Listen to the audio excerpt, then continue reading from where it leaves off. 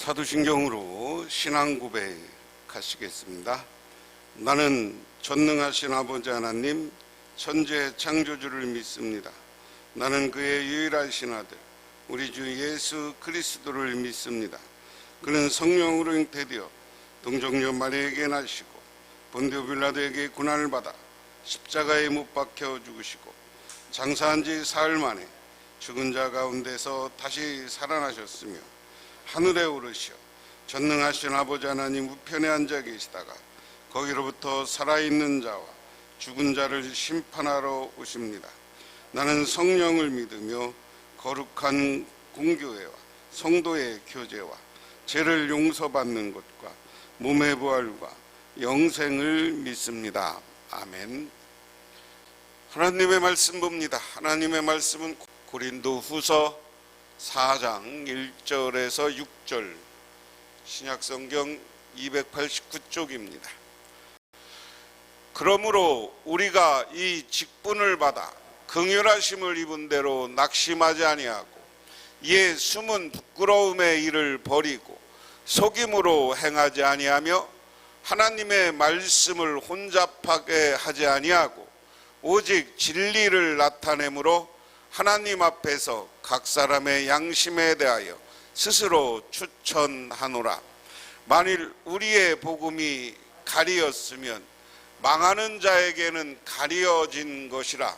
그 중에 이 세상에 신이 믿지 아니하는 자들의 마음을 혼미하게 하여 그리스도의 영광의 복음의 광채를 비치지 못하게 함이니 그리스도는 하나님의 형상이니라. 우리는 우리를 전파하는 것이 아니라 오직 그리스도 예수의 주된 것과 또 예수를 위하여 우리가 너희의 종된 것을 전파함이라. 어두운 데에 빛이 비치라 말씀하셨던 그 하나님께서 예수 그리스도의 얼굴에 있는 하나님의 영광을 아는 빛을 우리의 마음에 비추셨느니라. 아멘. 오늘은 이 말씀을 중심으로 해서 37과 하나님의 긍휼하심으로 받은 직분, 주제에 있는 대로 말씀 살피기를 보면 주보를 한번 펴보시기 바랍니다. 다 같이 읽어볼까요? 시작. 그러므로 우리가 이 직분을 받아 긍휼하심을 입은 대로 낙심하지 아니하고 라는 말씀대로 우리는 주님의 긍휼하심을 입어 직분을 받았다. 직분을 받은 우리는 감사함으로 직분을 받아 잘 감당하지만 낙심하여 직분을 포기하고 싶은 때도 있습니다. 이방인 사도의 직분을 받은 바울도 낙심할 때가 있었습니다. 그러나 많은 사도직을 포기하지 않고 끝까지 그리스도의 복음을 전하였습니다. 사도 바울은 어떤 마음으로 사도직을 감당했을까요? 하는 겁니다. 자, 그래서 1번 보면 사도 바울이 직분을 수행함에 있어서 낙심하지 않는 이유는 무엇인가요? 1절 한번 펴보시기 바랍니다. 1절 한번 같이 읽어보세요. 시작. 그러므로 우리가 이 직분을 받아 긍휼하심을 입은 대로 낙심하지 아니하고 긍휼하심을 입어서라는. 오늘 아까 전제된 대로 우리들이 교회에서 여러분들도 다 직분 받았잖아요. 저는 목사로, 장로님으로, 권사님으로, 집사님. 근데 교회 집사, 교회 권사, 장로, 저도 목사지만 정말 힘들 때는 그만했으면 좋겠다 하고 싶은 때도 있는 거죠. 그런데 우리가 이런 생각을 하다가도 우리가 이 직분을 감당하는 건 하나님의 나를 긍휼히 여겨주시고, 긍휼이라는 말은 사랑이라는 말이에요.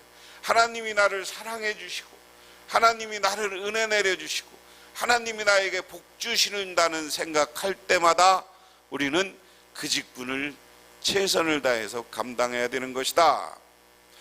두 번째 한번 문제를 읽어보면 제가 읽겠습니다. 시작. 사도 바울이 전파한 것은 무엇인가요? 사도 바울의 복음의 핵심은 뭐냐? 5절을 한번 읽어보시기 바랍니다. 5절 같이 읽습니다. 시작. 우리를 전파한 것이 아니라 오직 그리스도 예수의 주된 것과 또 예수를 위하여 우리가 너희의 종된 것을 전파함이라.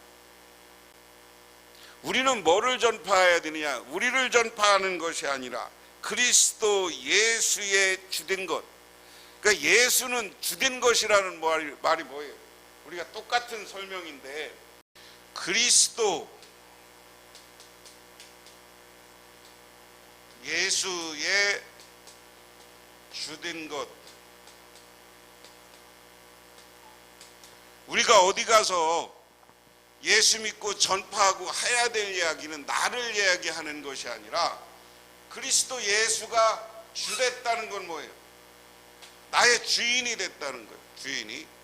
그래서 우리는 예수를 따라 살아가고, 어디 가서 예수님이 나의 주인이고, 또한 예수는, 이 말은 또 바꾸면 뭐예요? 그리스도라는 말은 메시아라는 말이에요. 메시아라는 말은 구원자라는 말이에요. 예수는 우리의 구원자, 그리스도 구원자이고, 이 구원자인 예수는 우리를 구원한 것뿐만 아니라 우리 인간의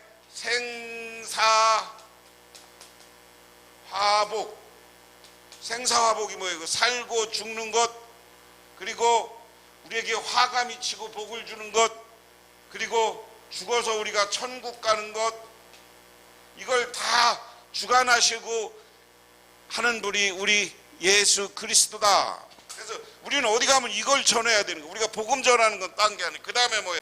우리가 너희의 종된 것. 오늘 이건 고린도 교회에 편지를 보내는 거예요. 고린도 교회에 편지를 보내는데, 이 예수를 우리가 전도하기 위해 우리는 여기 누구요? 바울이에요.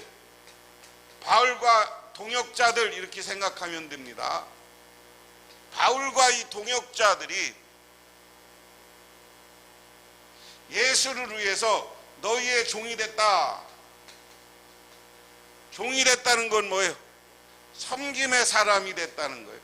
종은 주인을 섬겨야 돼. 그렇죠? 그러니까 오늘 이 말씀의 큰 의미는 뭐냐면 두 가지입니다. 두 가지. 하나는 우리는 어디 가서 복음을 전할 때, 예수 그리스도가 우리의 주인이야 생사화복을 주관하시고 우리를 천국으로 인도해 주셔. 이것을 가서 전해야 된다는. 그 다음에 뭐냐? 예수를 위해서는 우리가 교회 다른 교인들에게 종이 돼야 되는 거예요. 종이 돼. 다른 교인들을 섬겨야 되는 거예요. 믿으십니까? 믿으십니까? 근데 우리가 이걸 못하는 거예요. 섬겨야 돼. 내가 상대방을 섬겨야 돼. 어디 가서 우리 장로님은 어떠니, 목사님 어떠니, 이런 이상한 소리 하지 말고, 우리 장로님 최고요, 우리 목사님 최고요, 이럴 줄 알아야 교회가 된다는 거예요.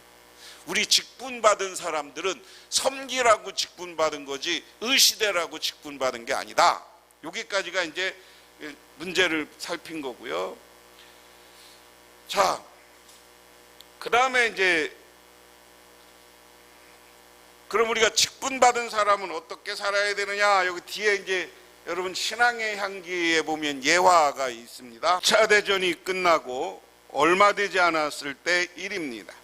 한 부인이 식료품 가게에 와서 성탄절 만찬에 아이들 먹을 수 있을 만큼의 식료품을 달라고 했습니다.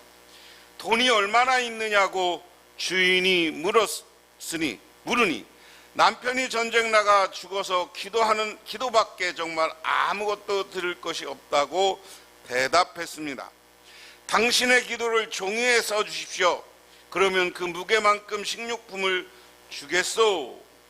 놀랍게도 부인은 접혀진 노트 한 장을 주머니에서 꺼내 주인에게 건네주면서 우리 어린애가 지난밤에 앞에서 옆에 병간을 하며 기도를 적어 두었지요 하고 대답하였습니다.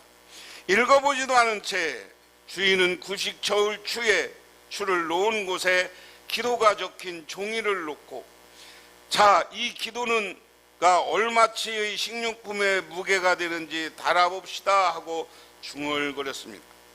놀랍게도 빵 한 덩어리를 놓았는데 저울은 움직이지 않았습니다. 다른 식료품을 올렸는데도 저울은 움직이지 않자 주인이 더욱 당황했습니다.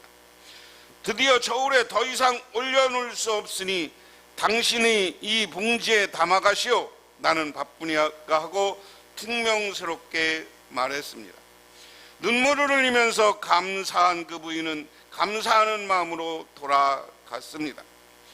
저울이 고장난 것을 얼마 후에 주인이 알게 되었습니다. 그 몇 년 동안 주인은 가끔 의아해했습니다. 그 일이 정말 우연의 일치였을까? 그 부인이 미리 기도회를 써놓아 가지고 왔을 때, 자, 부인이 그 저울이 고장났을 때 왔을까? 그때 부인이 적은 기도문은 주여 오늘날 우리에게 일용할 양식을 주시옵소서였다. 무슨 얘기냐면, 돈이 없어서 남편은 죽고 애는 아프니까 이 부인이 막 기도한 거예요. 기도하다가 자기가 먹고 하루 동안 일용할 양식을 주옵소서 하고 기도문을 써놓고 종이를 가지고 가서 주인이 종이랑 뭐 하나 달아보면 빵 하나 달궜지. 그러고서 종이 올려놓고 달아봤더니 아유, 빵뿐만 아니라 필요한 걸 올려놓은 거 잔뜩 올려놔도 저울이 안 달아지더라는 거예요. 그래서 잔뜩 종이에 담아서 그 집이 하루 먹을 만큼, 실컷 먹을 만큼 빵과 식료품을 가지고 왔어. 그러니까 이 주인이 그 다음부터 생각해요. 저울이 고장났는데 하필이면 그때 그거 여자가 왔을까? 이게 정말 우연의 일치일까? 하나님의 능력일까? 우리는 어떻게 받아들여야 돼요? 하나님의 역사하심으로 받아들여야죠. 다시 말해서 우리가 기도할 때 하나님이 우리의 기도를 들어주시고 응답해 주신다. 우리가 교회 직분자라면 하나님이 우리의 기도를 들어줄 만큼 우리는 기도하는 사람이 되어야 되는 거예요. 믿으십니까? 말씀의 묵상, 이것도 같이 읽습니다. 같이 읽습니다. 시작. 사도 바울은 사도직을 수행하며 많은 환난을 당하며 살아갈 소망까지 끊어지는 지경에 이를 정도로 힘들었습니다. 그러나 바울은 수많은 고난을 겪으면서도 결코 낙심하지 않았습니다. 낙심하다는 포기할 정도로 지치고 용기를 잃어버리는 것을 의미합니다. 사도 바울은 직분을 포기할 정도로 힘든 때가 있었습니다. 그러나 그는 예수 그리스도의 박해자였던 자신이 하나님의 긍휼하심으로 직분을 받았음을 알기에 낙심하지 않고 이방인에게 복음을 전하며 훌륭한 전도자 직분자의 모범이 되었다. 여기까지 한번 읽습니다. 그 다음에 읽습니다. 오늘 1절에 보면 이걸 세 번역으로 봉독하면, 그러므로 우리는 하나님의 자비하심을 입어 이 직분을 들고 낙심하지 않습니다. 2절에 우리는 부끄러워 드러내지 못한 일을 배격하였습니다. 우리는 간교하게 행하지도 않고 하나님의 말씀을 왜곡하지도 않습니다. 우리는 진리를 환히 드러내면서 하나님 앞에 모든 사람의 양심에 우리 자신의 떳떳하게 내세웁니다. 여기 보면 우리가 낙심하지 않는다, 부끄럽다, 간교하다, 이런 것을 우리는 배격했다는 것은 바꾸면 오늘 사도 바울은 하나님 앞에서 바르게 살려고 노력했다는 거예요. 여기가 이탈리아 반도고요. 여기가 로마가 있습니다. 여기는 그리스 반도고 여기가 터키예요. 고린도가 여기 있는데, 이 고린도가 재밌는 것은 이것을 조금 더 이제 확대해서 보면 어떠냐. 여기가 예루살렘이에요. 이게 지중해, 이걸 대해라고 성경에는 많이 쓰여져 있습니다. 여기서부터 여기가 바다가 넓기 때문에 파도 이렇게 요즘은 뭐 직선으로 오는 배들이 있습니다만 이 당시는 돛담배, 노를 저어서 다니는 배라 못 오는 거예요. 겨울에 북풍이 오면 이렇게 해서 여기까지 예루살렘과 이쪽으로 항구를 이집트까지 옵니다. 그리고 여름에 남풍이 불면 여기서 남풍을 따라서 이렇게 로마까지 가는 거예요. 이 고린도가 여기 있습니다. 고린도가 여기 있는데 이렇게 바닷길을 따라 가다가 이쪽으로 나와서 가는 것보다 이쪽에 살짝 바다가 이제 안으로 들어가 있는데 여기 육지가 연결되어 있어요. 그런데 벌써 고대 시대에 이 고린도에서 이쪽으로 연결되는 뭐가 만들어졌냐면 운하가 만들어졌어요. 백길이 육지를 파서 이게 고린도 운하입니다. 이렇게 해서 이때는 조그만 배니까 고린도 운하로 해서 이렇게 해서 가면 이탈리아로 로마로 훨씬 빨리 갈 수 있는 길이야. 그래서 그러면서 고린도에서 운하가 있으니까 항구 도시예요. 항구 도시. 그런데 여러분, 항구 도시의 뱃사람들은 어때요? 이 고린도로 아시아 쪽에서도 사람들이 오는 거고, 밑쪽에 아프리카에서도 사람이 가고, 이쪽 이스라엘 이쪽에서도 사람이 오고, 저쪽 영국 이쪽에서도 그 당시에 뱃사람들이 오려면 거기 이 사도 바울 시대에는 지금부터 2000년 시대니까 저쪽 어느 나라고 항구 도시 사람들은 좀 드세. 그런데다가 여러 문화가 접해지니까 고린도는 뭐가 있었느냐면 모든 잡종교가 다 들어와 있는 거예요. 모든 종교. 이 고린도는 이렇게 다양한 사람들이 모여들기도 했지만 그러다 보니까 여러 종교가 공존하는 거예요. 거기에 예수를 믿는 거예요. 그러니까 자기가 예수를 믿기 시작한 사람도 자기가 전에 믿던 종교적 틀을 못 벗어난 거예요. 제가 전에 시골교회에 있을 때 거기 무당이었던 사람이 교회 집사님의 무당이었던 사람. 근데 이분은요, 새벽기도 나오려면 반드시 목욕 재개하고 그러고 나와. 그러고 교회 와서 십자가 보고 꼭 그렇게 비는 것처럼 이렇게 3번을 하고 또 교회를 다녀도 여러분 우리나라 교회가 완전히 서양적 교회냐? 아니야. 우리나라 교회가 특히 통성기도하고 뭐 이런 문화는 우리나라만의 독특한 문화야. 독특한 문화. 이렇게 다양한 사람들이 있다 보니까 고린도 교회는 늘 갈등했다고요. 그래서 내가 여러분한테 늘 말씀드렸습니다. 고린도 교회는 4개파로 나눠서 늘 싸웠어. 고린도 교회는 예수파예요. 예수파인데 이 예수를 지식으로만 믿는 파가 있었고 성령 받은 사람들이 있었어요. 바울파를 사도로 받아들였어요. 사도 바울이라고 했어요. 아볼로파는 바울이 무슨 사도냐? 사도는 예수님을 직접 만났던 사람들이다. 그래서 사도 바울을 사도로 인정하지 않았어요. 이 사람들도 사도 바울을 사도로 인정하지 않았어요. 그러니까 사도 바울이 내가 사도로서 직분받은 거 일하기 싫었다라는 얘기는 뭐냐면 이 사람들이 사도 바울을 공격하는 거예요. 네가 무슨 사도냐? 그래서 그 사람이 간교하게 일하고 사도 바울을 뒤통수 치고 오늘날로 얘기하면 그러니까 사도 바울이 그럴 때마다 나는 이 직분을 내려놓고 싶었다. 그런데 어느 날부터 하나님의 은혜로 생각하니까 이 직분을 감당할 수밖에 없다 하는 겁니다. 첫 번째, 정직한 삶과 진리의 말씀으로의 사역. 같이 읽겠습니다. 시작. 사도 바울이 이방 사도로 복음을 전할 때 육체적인 고난뿐만 아니라 그가 받은 사도의 자격을 의심받았습니다. 바울은 예수님 생전에 예수님의 가르침을 직접 받지 않고 12 사도로부터 추천을 받지 않았습니다. 자신의 사도직에 대한 의심과 비난에 대해 사도 바울은 복음을 전할 때 행한 두 가지 사실로 자신을 하나님 앞에 사도로 추천했습니다. 첫째, 자신이 자기 안에 숨은 부끄러운 일을 버리고 속임을 행하지 않았음을 변증했습니다. 속임의 원어는 파누르기아로 교활하게 간계를 써서 목적을 이루는 것입니다. 그는 정직한 삶과 말로 하나님의 말씀을 전했습니다. 둘째, 그는 하나님의 말씀을 혼잡하게 하지 아니하고 오히려 오직 진리를 나타냈습니다. 혼잡하다는 말은 불순물을 섞는다는 뜻입니다. 사도 바울은 복음에 자기의 사상이나 생각을 섞지 않고 오직 복음의 진리만을 전했습니다.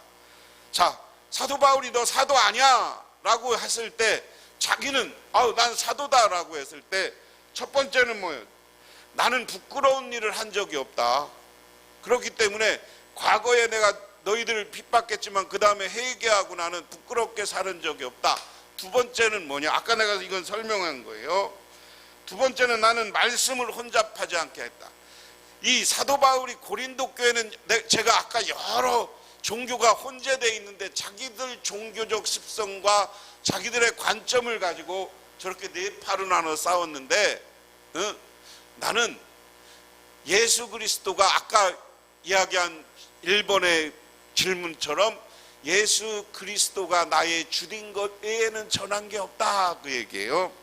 두 번째, 주되신 예수 그리스도의 종된 바울 같이 읽습니다. 시작. 사도 바울이 이방인 사도로서 전파한 진리는 무엇일까요? 바로 그리스도 예수의 주된 것과 자신의 교회에 종된 것입니다. 바울은 자신을 내세우지 않고 오직 그리스도 예수를 주님으로 높이고 자신은 교회의 종으로 낮추었습니다. 또 예수 그리스도가 하나님의 형상으로 세상을 다스리시고 구원하실 주님을 믿고 전했습니다. 그가 성령의 권능으로 놀라운 기적을 베풀 사람들이 그를 신으로 섬기려고 한 적도 있었습니다. 그러나 그는 자신을 높이지 않고 오직 그리스도 예수만을 전했다 하는 겁니다. 여러분 이제 주보에는 이렇게 교재를 내지만 여러분 그 인도자나 구역장님들한테는 그 다음에 이제 결론이 있어요. 그러니까 여러분들이 구역 예배 드릴 때 이걸 같이 읽기도 하고 여러분 교재를 갖고 하시기 바랍니다. 그래서 결론은 사도 바울이 예수 그리스도를 주님으로 높이고 자신을 교회 종으로 낮춘 것은 그가 다메섹 도상에서 자신을 부르신 예수 그리스도의 얼굴에 비추어준 빛을 통하여 하나님의 영광을 보았기 때문입니다. 그에게 비추어진 빛은 마치 창세전 어두운 데 빛이 비친 것처럼 어두운 그의 인생을 환하게 밝혔습니다. 그는 이제 빛띤 인생으로 인도하는 주님을 따르는 종이 되어 이방인에게 복음을 전하는 사도가 되었습니다. 주님은 우리를 긍휼히 여겨 구원하시고 귀한 직분을 주셨습니다. 주님의 종된 마음으로 기쁘게 직분을 감당해야 된다. 그러면서 우리가 겸손하면 누가 우리를 회방 놓고 우리를 뒤에서 간교하고 욕해도 흔들릴 게 없다. 고향에 돌아가 배옷을 입은 을지문덕이라는 이야기가 있습니다. 을지문덕 장군 하면 한국 역사에 이름난 장군으로 초등학교 학생들도 그 이름을 외우고 있습니다. 고구려 시대 재상이며 장군으로 유명했습니다. 그가 살수에서 수나라의 100만 대군을 물리치고 대승하여 평양으로 개선 장군이 되어 돌아왔을 때 그때 왕은 영양왕이었습니다. 친히 성 밖에 들판까지 마중 나갔습니다. 그리고 왕은 친히 꽃가지를 그의 투구에 꽂아주며 금은 보화를 하사했습니다. 신하로 그보다 더 큰 영광이 없었습니다. 그러나 을지문덕 장군은 그와 같은 영광을 사양하고 울기만 했습니다. 그는 왕 앞에 엎드려 무릎을 꿇고 사죄했습니다.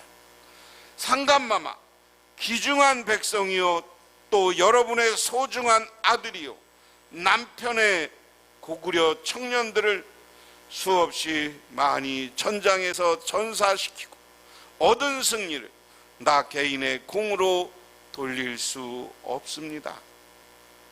이 나라의 진정한 영웅은 여기에 살아 돌아오지 못한 사람들입니다. 을지문덕이 아니라 어딘지 모르고 산과 들의 들풀에 쓰러진 돌아오지 못하는 용사들입니다 라고 이야기하면서 을지문덕 장군은 평양에 들어오자 즉시 왕에게 인사를 올리고 고향인 증산으로 들어가 베옷을 입고 남은 여생을 근신하며 지냈다. 무슨 얘기냐면 왕이 상을 줬는데 나는 받을 적이 없다. 나 전쟁과 함께 나한테 나가서 지금 못 돌아온 저 전사한 사람들, 그리고 베옷을 입고 살았다는 것은 자기가 전쟁터에 나가서 전사한 사람들을 위해서 추모하며, 베옷은 우리가 상중일 때 입는 거 아니에요. 그러면서 일생을 마감했다. 우리나라 장군이지만 멋있어요. 이런 마음 자세, 겸손한 마음 자세를 가지면 누가 우리를 욕해도, 누가 우리에게 뒤통수를 쳐도, 누가 이 직분을 감당하는데 뭐라고 예수 믿는다고 해도 우리는 겸손하게 그들을 섬기고 그들에게 예수 그리스도, 그가 우리의 주된 것을 알리고 나는 당신들을 섬기는 사람이라고 겸손하게 살아갈 때 교회가 하나 되는 거예요. 교회가 사랑이 넘치는 거예요. 그곳에 하나님의 영광이 나타나게 되는 줄 믿으시기 바랍니다. 기도하겠습니다.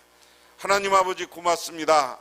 이 시간 우리들은 직분자로서 하나님이 베풀어주는 긍휼 사랑을 기억하고 우리 주님이 주된 것을 기억하며 그리스도가 우리의 주된 것을 기억하고 또한 내가 그분의 직분을 받았으니 우리 교우들을 또한 세상 사람을 섬기며 살겠다는 결단을 하는 이 시간 되게 하옵소서. 예수님 이름 받들어 기도드리옵나이다. 아멘. 지금은 우리를 죄 가운데 구원해 주신 우리 주 예수 그리스도의 은혜와 온 우주를 창조하신 성부 하나님의 사랑하심과 우리 삶 가운데 찾아와서 이끌어가시는 성령님의 인도하심, 오늘 주님께 나와 기도하고 간구하고 들어가는 우리 복명교회 모든 성도님들과 그 가정이 영원토록 함께 하시기만을 간절히 축원하옵나이다. 아멘.